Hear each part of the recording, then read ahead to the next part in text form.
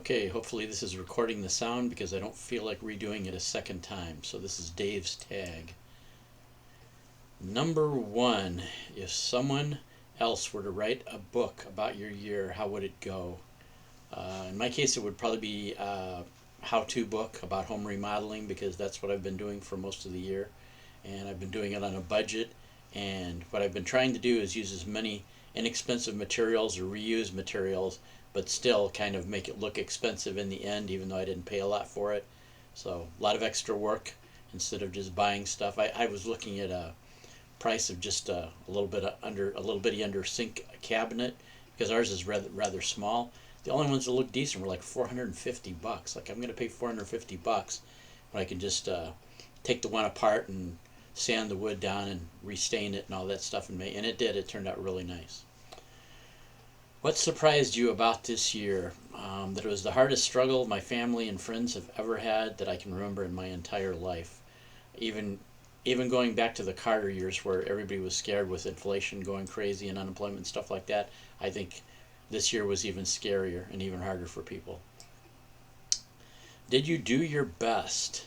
I did the best I think I could. I did the best I could with the energy and resources I had. I mean, probably compared to most people, this wouldn't satisfy them because people always say, "Oh, you could do more, you could try harder, whatever." But what other people think, I don't really give that much consideration anymore, anyway. So, in my opinion, I did the best I could with what I had to work with. So,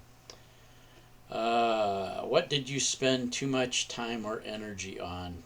Trying again to bake bread. For some reason, I just can't nail that down. It's better. I mean, I'm not saying I'm not making progress. I can cook a lot of things really well. In fact, I think I can make fast food that tastes better than the fast food restaurants. I can make Chinese food that tastes better than the Chinese restaurants. But bread, it is just still, I still haven't got it. I mean, the last batch of bread I made, it tasted okay, but the texture wasn't right. It was still, it was too dense. But everybody that tried it said they liked it, but I want it to be fluffier.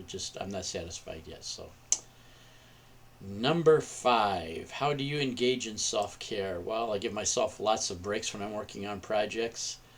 Doesn't matter what anybody thinks about how many breaks I take. If I want to work 15 minutes and take a 15-minute break and just 15 minutes on, 15 minutes off, that's what I do. I do what it feels like to me, and if anybody else doesn't like it, too bad. Number six, what do you wish you had done this year? I wish would have had the time to repaint the entire house, but I was actually, of all the projects I wanted to get done this year, I got done most of them, and I was even kind of ahead of. I didn't think that was a realistic goal to repaint the house, but I just thought it would be nice if I could. But what I did do is I got the front of the house done, all repainted, all touched up, new trim put up and everything. So the front of the house, if you go by, driving by my house and look at it, it looks really nice, but other parts of the house need to be repainted.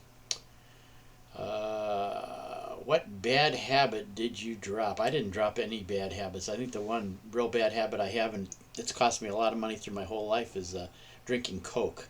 I still drink Coke, even though now I drink one Coke bottle per day, and I buy the little 12-ounce bottle. I don't buy those big bottles anymore, but I still think that's the main reason my dental bills are what they are. It wears down the enamel on your teeth, eats it away, and weakens your gums. And I've always been a Coke drinker my whole life, and it's cost me big time.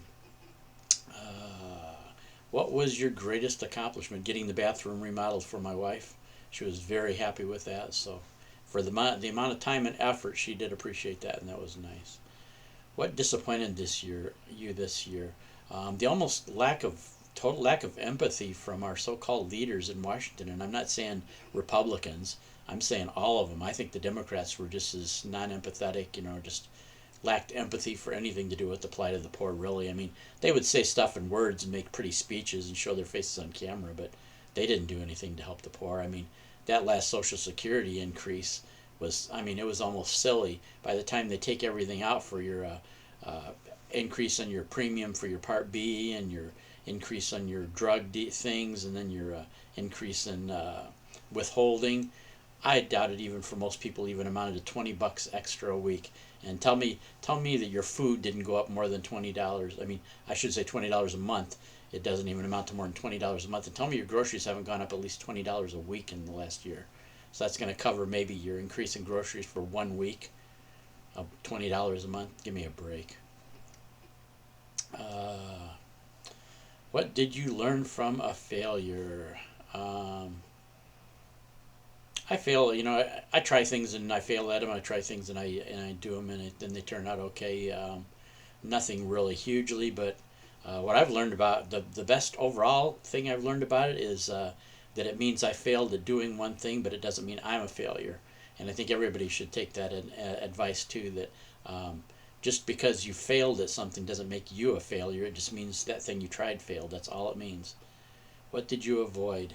People into drama and anger issues.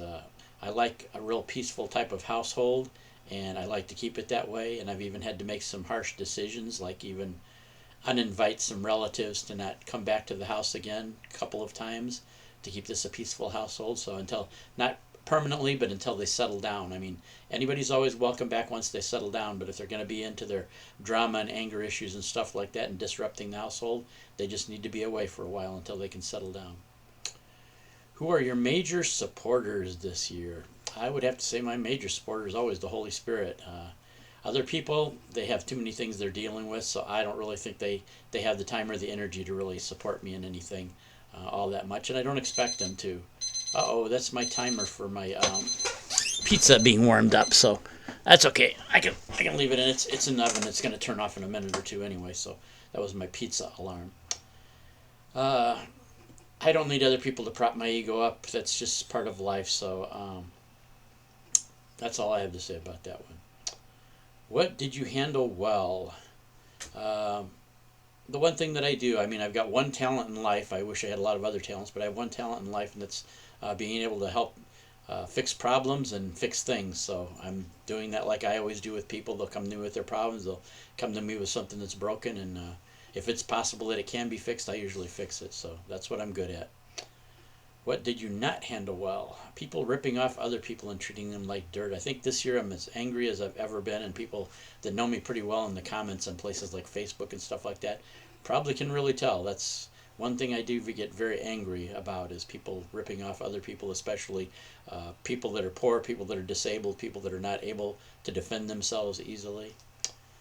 What are you grateful for? That's easy. My God and my family. They're both close to me at all times, so very grateful for that. What did you change your mind about? Nothing major that I can think of this year. I'm constantly doing little adjustments to my position as new issues come up and more information comes my way. I don't like to think I'm ever just digging my heels in and just defending a point just to defend it without information coinciding that gives me reason to defend that point. So yeah, if new information comes along, I'll change. But it's very rarely. I mean, I can't even think in the last 10 years of something that has really just totally dramatically changed in my life. It's just gradual with me. At least it's been with me so far. So let's see. What was the most fun you had this year? That was traveling to Kansas City to see my friend Bob, and then traveling to Fort Dodge, Iowa to see my sister. That was fun. What three words sum up the theme of this year? Dying middle class. Dying faster than you could possibly believe. Did I improve anyone's life this year? No, I think with the situation the way it is, even though I do have a lot more resources financially than other people have, all I could do with my extra resources was just keep them keep their heads above water really, and just keep them afloat. That's about all I could do, and um, I've even let out quite a few people know, and I mean this is family members, friends, and stuff like that too, that I can't even guarantee that it's going to last a lot longer too, because if it keeps year after year hitting me like it did in 2023, I'm going to even have to cut back on being able to do that because they're just I can't keep up when things are going up higher than what even my pay is going up. I mean, true, I do set my own pay since I'm an investor. I can, set my own pay rate, but I can't take out so much from my investments that I start losing ground, or I'll run out of money too. I mean, it's kind of like eating your seed corn. You do have to leave some seed in so you can have some harvest for the next year. So, how are you different from when you started the year? More cynical about the future than I've ever been. I can tell you that for sure. So anyway, that's my tag. I think that was 20 of them. I think I did them right. Maybe messed up, maybe didn't. I don't know. So anyway, let me stop this and then I will go check on my pizza and I will put this up.